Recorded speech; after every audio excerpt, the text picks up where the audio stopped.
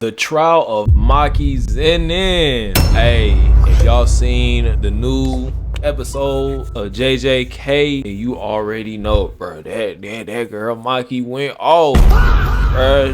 Straight up crashed out, put everybody in the ground, straight up planted everybody in the ground. No cap. Hey, video by CJ DaChamp. You already know this a banger. Let's hop right in. And I ain't gonna hold y'all, I gotta get this off my chest real quick, cause who was bro right here feeling like he was walking up all confident doing all this. No cap. I got one shot in. 0.5 seconds. Like, come on, dog. You are a background character. You ain't even got a name. Know your role, nigga. You are not that guy. Alrighty, ladies and gentlemen, welcome to another special emergency impromptu mini truck. Yeah, not gonna lie, these is back-to-back videos that was not planned, but after what I've seen and witnessed again, I had to make another detour because good God, MAKI ZENIN, bro. Like, if you've already seen this episode of JJK, you knew this video was coming because this was literally one of the craziest things I've ever seen. Bro, she went ballistic in this episode. Just walked the whole bloodline off the map. So with that being said, it's trial time, baby. So y'all already know we got the evidence on deck, and we counting how many bodies got dropped at the end. All the documentation on the table. Exhibit Z, wiping the ZENIN clan off the map. Now, since this is a trial, and we are reviewing a pretty massive crime, let's go ahead and get the main question out the way first. Was MAKI booting her entire clan justified? And I ain't gonna lie, you know, I'm here to tell you right now.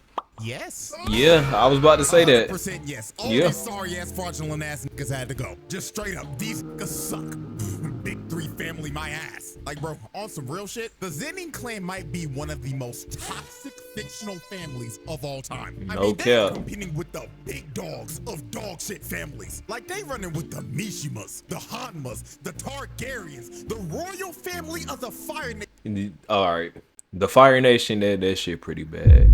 You know what I'm saying? For sure, for sure.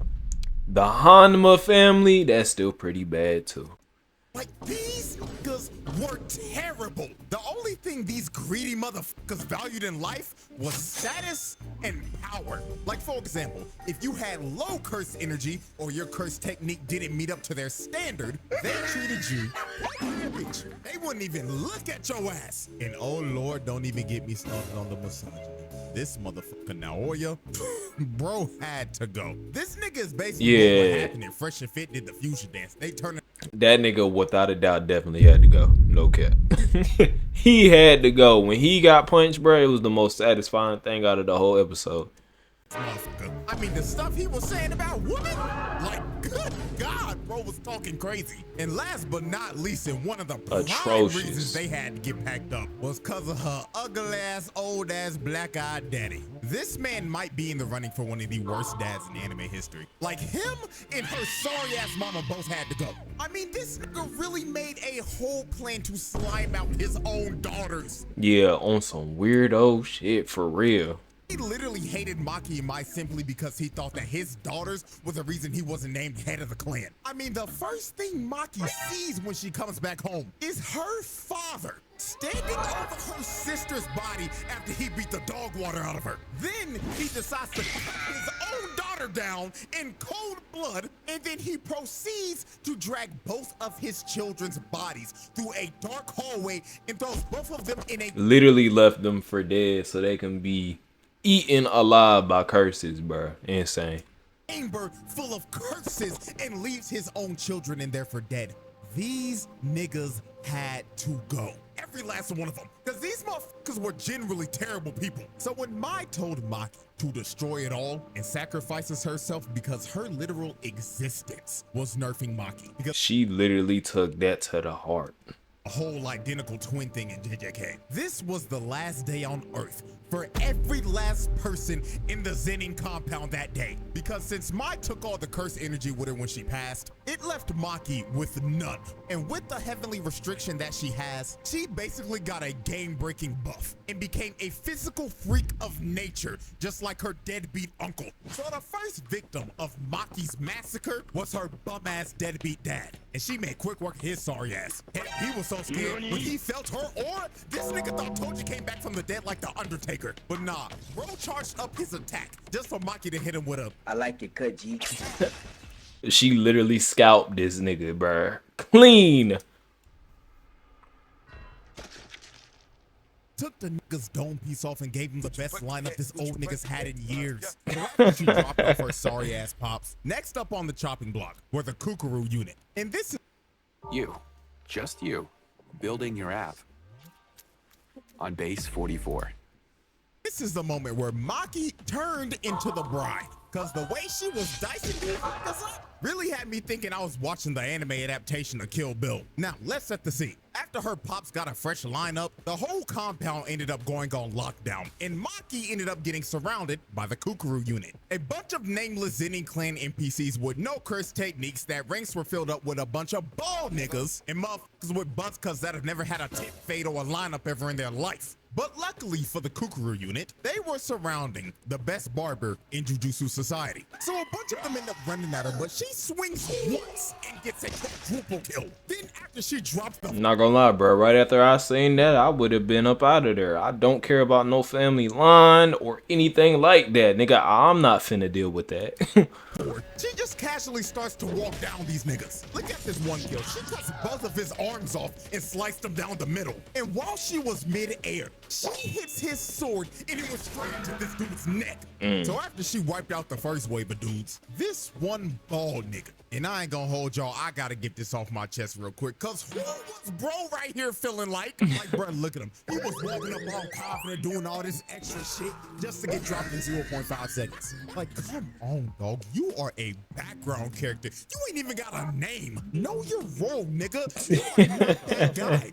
Ow. So after this bald nigga lost all of his aura, Maki just continued to brutally murder everyone in sight. Nobody in that room was safe. She was styling on these niggas so hard the screen turned gray and black, just like when the bride ripped the dude's eyes out. Now, as she continued to cut everyone down, we get to one of her most brutal kills. She drops down like she's about to do a hell sweep, but she kicks this dude in the gut. And this kick was so hard, it literally made this dude's head explode. Yeah, not gonna lie, if I'm one of these dudes and I just saw one of my homies go out like that, I'm gonna be real, I'm hopping on a plane. Yeah, I would have been got up out of there. Like how I said, after she cut down them first 4 niggas in one swoop, oh yeah, I was gone. I already left the scene. I'm leaving Japan ASAP, cause I'm not about to lose my life for this shit, gang. A nigga's head just exploded. You got me f***ed up. So after she just exploded bro's cranium, these two come in and swing, but they get instantly decapitated. Then this one tries to attack her, but she hits the limbo and gives this nigga one of the nastiest side eyes. She really looked at bro like, "Are you serious, my brother?" Then cuts his sword in half. And while bro was just left in disbelief, he had no time to think about his next move, cause he ended up getting split in 2. Then she ends up jumping up top. And look at this brother right here. You can tell just by the look in his eyes Petrified. that he done already doodled his pants. And he's regretting his entire life right now. Bro is probably in his head cursing his parents for birthing him in this family. He ends up cutting them all down and painting the wall red. And finally puts that one guy out of his misery. Then she ends up pulling off one of the sauciest sequences in anime history. She jumps down and starts sliding on the blood and booms like 10 niggas. Then while she was still sliding, one dude tries to hit her, but she ends up hitting the limbo again and ends up transitioning into a bicycle kick. Bro, how do you go from a slide to a bicycle kick in the air? Like, bro, too much sauce. Just bro's ankles. Then the last guy in the sequence got done the dirtiest out of everyone. She slid on the blood wall, Literally skating on these niggas. And she stared into his soul and hit him with a Hand me the black amount. Not gonna lie, this might be one of the most disrespectful moments of all time, simply because of how nonchalant she was while doing this. She really slid on the I'm blood saying and on some smooth shit. singled dudes out specifically just to hit him with a 1-inch punch and send him flying. Like, that is just flat out ridiculous. So she runs up to this one dude and she packs him up just like Anakin did to Count Dooku, as she cuts his hands clean off and disarms him. And while this dude was screaming in pain, bang. His sword that ended up flying landed on top of this dude's dome. Dude wasn't even expecting it. Poor guy died because of collateral damage. So as Maki continued to cut down the last wave of ZENIN NPCs, she decides to finish him off with a Devil May Cry combo. She starts to swing and chop up every nigga in the room. So when she finally stands upright, everybody else in the room is dead.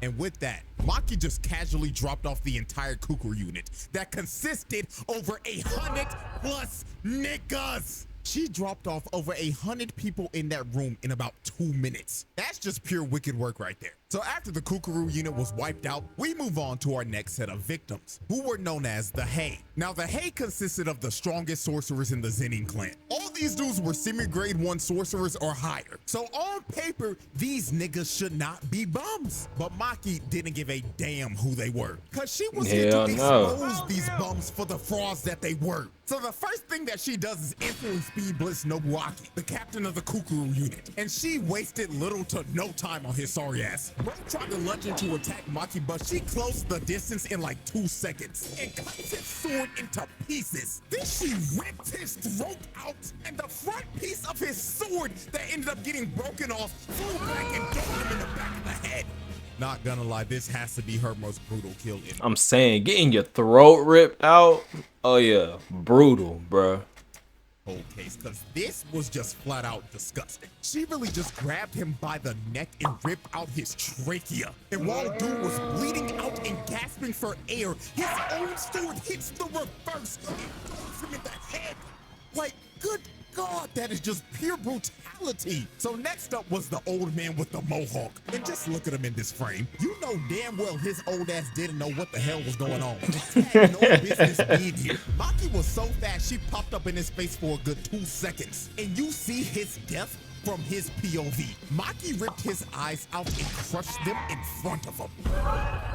She brutally murdered a senior citizen who probably had Alzheimer's disease. So after she took out the first 2, she ends up Hey, that wasn't no regular old ass man, so by this gravity magic attack by this rat tail looking motherfucker. And he was trying to hold her down for this ore farmer Junichi to not do shit.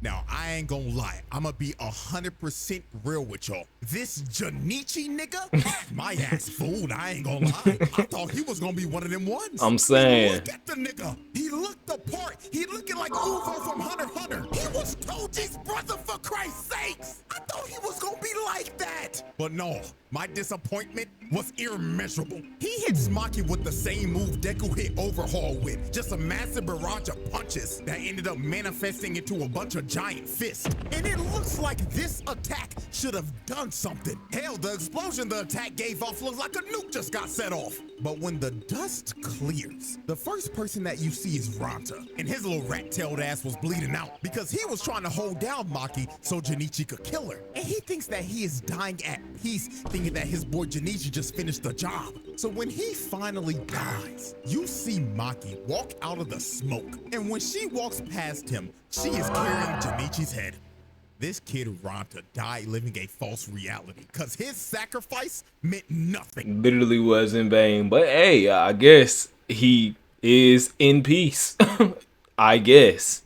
Bro died just for Junichi's sorry ass to not do shit and lose every bit of aura bro had. So after the fraudulent four got packed up, the last man standing was none other than the leader of the ZENIN clan's most elite squad of bums, the misogynistic tickle monster himself, Naoya. And this wide-mouthed, lockjawed, crooked-toothed looking motherfucker probably gave Maki the best spa day she's ever had in her life. I mean, look at this 5-star customer service. He is massaging every muscle on her body at 24 frames per second. That shit probably feels amazing. Then he got to his chiropractic bag. Niggas started to throw her in the mountains and shit, making sure her bones and joints were loose from all that tension. Cause he knew her back had to hurt from carrying this episode so damn hard. So after about a good 12 seconds when the massage was finally over, we get to the demise of Naoya. and one of the most disrespectful things I've ever seen. Maki ends up squatting down into the stance of a sumo wrestler, and she just stands here and waits patiently to swat this nigga like the fly that he was. So while Naoya was running to use his finishing move, Maki basically figured out how his technique works and downloaded his movements and read him like a book. She turns around and stares into this nigga's soul, fist cocked back and loaded. Literally perfect alignment. Face. Bro is looking like the two dudes from the last video that were in the same exact situation, and he was probably thinking the same thing they were in his last moments. Damn, he really about to rock my shit. Perfect alignment, bruh. In perfect timing. Fatality. And with his face caved in and skull shattered, the strongest misogynist in history was cooked. And now, ladies and gentlemen, we have reached the final on-screen victim of the ZENIN clan massacre. And it was none other than her sorry-ass mama. And the way she killed her was actually very unsettling. She was basically walking around and playing hide and seek with her while calling out, "Mother," in a tone that felt like she was just trying to talk with the intentions of killing her. She was moving like an actual serial killer. So when she finally found her, you can just see the terror on her face, because her own daughter that she treated like garbage was about to take her life. And Maki didn't even hesitate to do it. She slit her throat, and that was that. Yeah, she really just did that shit. Just no hezzy, no pump fake. Just straight. She shot that shit. Now let me give her sorry ass mama a little credit. She did make sure to send Naoya's two-faced Harvey Dent looking ass back to the lobby with the rest of the family. But with that though, every single member of the ZENIN clan that was at the compound that day were dead. And Maki's mother was the last on-screen victim of the massacre. Now I say last on screen because guess what? Job's not finished. Because when Mai said destroy it all, she really meant destroy it all. Because after she massacred everybody at the compound that day, she went off and boomed every other ZENIN clan member that wasn't there that day. That's wild. She took every last one of these niggas off the map. I ain't even know she did that. Compound that day. She still found those niggas and killed them. And she completely eradicated the entire bloodline to the point where they ended up getting kicked out of the big three families. And that's wild. She cleaned out the whole bloodline and just removed them from the big three, bruh. Damn. Entire family legacy was ruined. Now, last thing to complete this entire exhibit, let's estimate how many people she actually killed. Now, with the resources we got, we can make a pretty good estimate. So let's look at this family photo right here. Every person in this photo besides Naobito got killed by Maki, and that would be a total of 112. That's a lot of bodies in one day. Mama, that's 113. Now let's look at everybody that was not at the compound. She killed the other 6 members of the Hei that weren't there that day, 9 members of the Akashi, and 21 other members of the Kukuru unit. So if we add in those other bodies, she dropped off 149 of these niggas. That's crazy. That's this wild. This is not a confirmed number. This is just my estimate. But even if it's estimated, still fairly close, bruh. She caught a lot of bodies. Amazing kill streak right there. A lot. That is one wicked kill death ratio.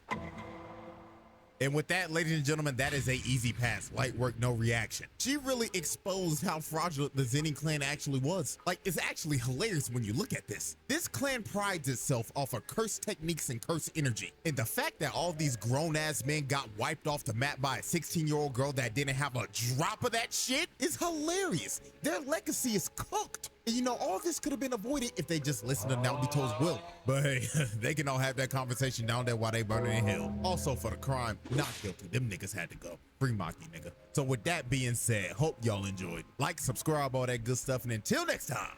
Hey, man. Y'all be sure to like the video if you did enjoy it. And subscribe if you want to see more videos like this, man. Join the fam. And I'll see y'all in the next one. Shout out to my twin.